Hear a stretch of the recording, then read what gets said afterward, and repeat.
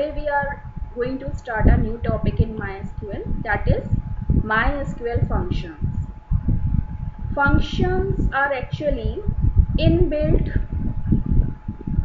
means ready-made. These are the special type of predefined commands that perform some operations and returns a single value. And whatever values we put them in these functions as arguments help us to provide a single value. And these functions, if we are talking about MySQL, it is of three types. String function, which can perform on the characters only, mathematical functions which help us to perform some calculations, and date, which help us to perform some functions on date and time. So today we are going to learn string functions. In string we have so many types of functions, but according to your syllabus we are going to learn 12 functions. So today I will tell you only 6 string functions.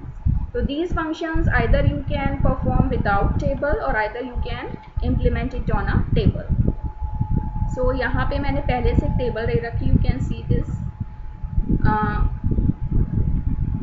First, the very first string function is char. Char actually क्या होता है? You know, when you put anything on the computer, how computer recognizes it? ये A है या B है या 1 है या 2 है. इसके लिए इन्होंने क्या किया है, कुछ कोड्स डिफाइन करे हुए हैं. तो जैसे ही आप कोई भी पर्टिकुलर अल्फ़ाबेट या नंबर एंटर करते हो तो कंप्यूटर उसके उस कोड से, बाइनरी कोड से उसको रिकॉग्नाइज करता है. अब जैसे A है या F है तो इनको उन्होंने कोड दे रखा है 75 जो यूनिक होता है. जैसे आपको क्लास में एक रोल नंबर दिया जाता है, उस रोल नंबर से ही आपको यूनिकली आइडेंटिफाई किया जाता है.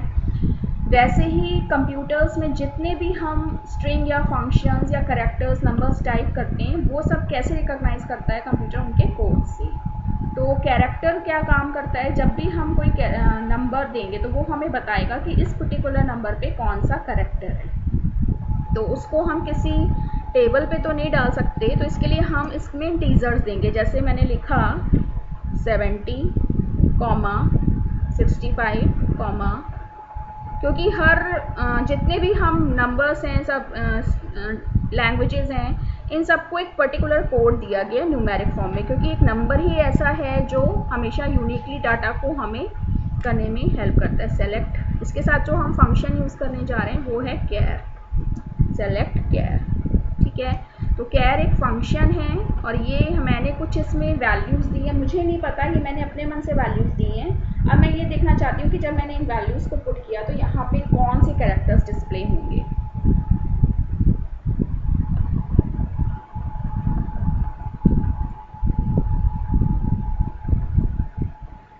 तो इसने, आपने देखा इसने ब्लॉक शो किया.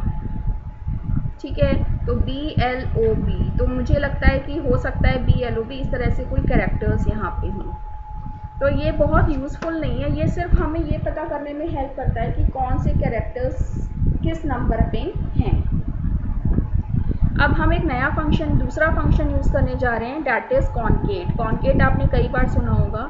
जो कॉनकेट होता है वो हमें मल्टीपल स्ट्रिंग्स को ऐड करने में हेल्प करता है. जैसे मैंने लिखा इंफॉर्मेटिक्स,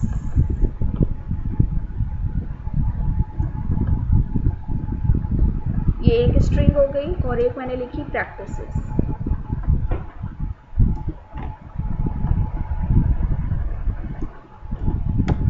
ठीक है, अब ये क्या करेगा, इनको ऐड कर देगा. ये देखो, और कोई स्पेस नहीं होगा, ये भी ध्यान रखना है. जब भी हम दो स्ट्रिंग्स को ऐड करते हैं तो वो इस तरह से इसको ऐड करके शो कर देता है. ये एडिशन जो है ये अलग ही हम स्ट्रिंग्स पे अप्लाई करें. अगर आप नंबर्स को भी कॉन्केट करोगे ना तो वो उसे भी ऐसे ही लिख देगा. वो 1, अगर मैं यहाँ पे लिख दूँ 1, जैसे मैंने 15 लिखा. अब क्योंकि ये स्ट्रिंग वैल्यू पे ही अप्लाई होता है तो क्योर्स लगाना ज़रूरी है, और मैंने लिखा 78. अब ये इन दोनों को ऐड नहीं करेगा, ये देखिएगा क्या लिख देगा 1578. ठीक है, तो ये थोड़ा सा न्यूमेरिकल फंक्शन से अलग है. इसको आप टेबल पे भी अप्लाई कर सकते हो.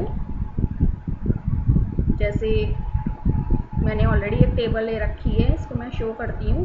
मैं नेम और मार्क्स इन दोनों कॉलम्स को ऐड करना चाहती हूँ, तो मैं यहाँ पे लिख सकती हूँ सेलेक्ट कॉनकेट. अब ये वैल्यूज़ जो, ये जो फील्ड नेम्स है, फील्ड नेम्स को हम कभी भी ये ध्यान रखिएगा क्योर्स में नहीं लिखेंगे, ये फील्ड वैल्यूज़ हैं जो हमने डिफाइन की थी, नेम मार्क्स। ठीक है, ये टेबल पे भी मैं, और ये कौन सी टेबल से मैंने लिए हैं, फ्रॉम स्टूडेंट्स। तो ये क्या करेगा, इन दोनों कॉलम्स को हमें ऐड करके शो करेगा।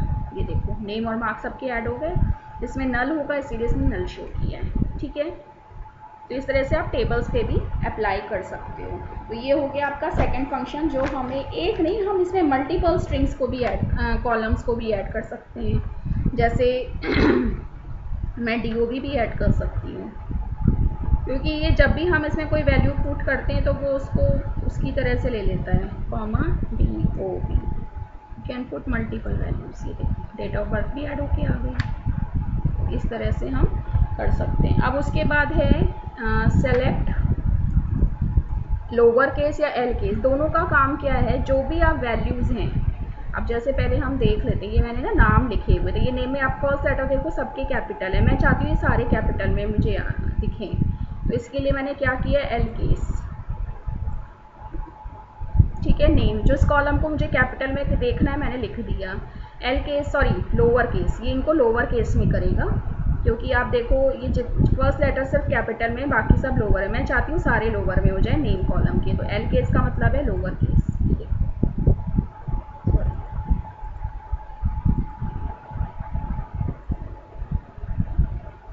सब एल केस में हो गया, फर्स्ट लेटर भी स्मॉल में हो गया। ऐसे ही मैं चाहती हूँ कि सारे अपर केस में आ जाए, तो आप चाहे यू केस लिखो और चाहे अपर केस पूरा लिखो, एक ही बात है। तो अब ये देखो सारे नेम्स कैपिटल में हो गए।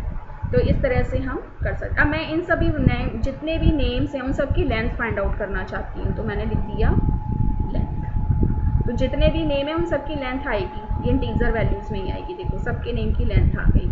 अच्छा, एक चीज़ बहुत इंपॉर्टेंट है, मैं आपको जो बताना चाहती हूँ, अगर आपको किसी, सपोज आपने कोई नाम लिखा,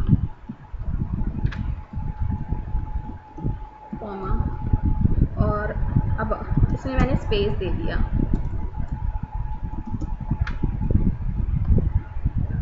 ठीक है। अब ये देखना, इसको हटा देते हैं क्योंकि हमें फ्रॉम स्टूडेंट से नहीं लिया, ये मैं अपने मन से ले रही हूँ।